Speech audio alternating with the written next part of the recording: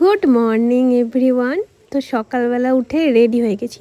জামাই নেই তো কি হয়েছে, জামাই ষষ্ঠী তো পালন করতে যেতে হবে, কারণ আমার একটা মামার বাড়ি আছে আর আমার বাবা তো সেখানকার জামাই। যদিও বাবা লাস্ট অব্দি সেখানে পৌঁছায়নি, কিন্তু আমি আর মা সব থেকে প্রথমে পৌঁছে গেছিলাম। আর গিয়েই বাড়ির সব থেকে ছোটদেরকে নতুন জামা পরিয়ে দিয়েছি। আর এদিকে মা পুজোর জোগাড় করে নিয়েছিল, একটা কালো বিড়াল আর একটা সাদা বিড়ালও তৈরি হয়েছিল। তারপরে আমি একটু কাজের মধ্যে একটু কাজ করে নিই, সেটা হলো একটু লুচি বেলতে সাহায্য করে দিই। আর এদিকে দেখো সবাই পুজোর জন্য চলে এসছে এখানে।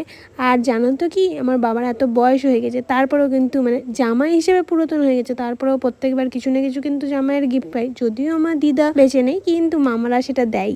তো যাই হোক, তারপর তো পুজো শেষে দেখো সিঁদুর মাখিয়ে দিয়েছে আর হাতে সুতো বেঁধে নিয়েছি, যেটা তো করতেই হয়। তারপরে তো ক্ষীর আর টক দই প্রসাদ খেয়ে নিই। আর এই দেখো আমার হুলিয়া পুরো মামি সিঁদুরে লাল করে দিয়েছে। তারপরে তো আর কি লুচি খেয়ে একটু রেস্ট নিয়ে বাড়ির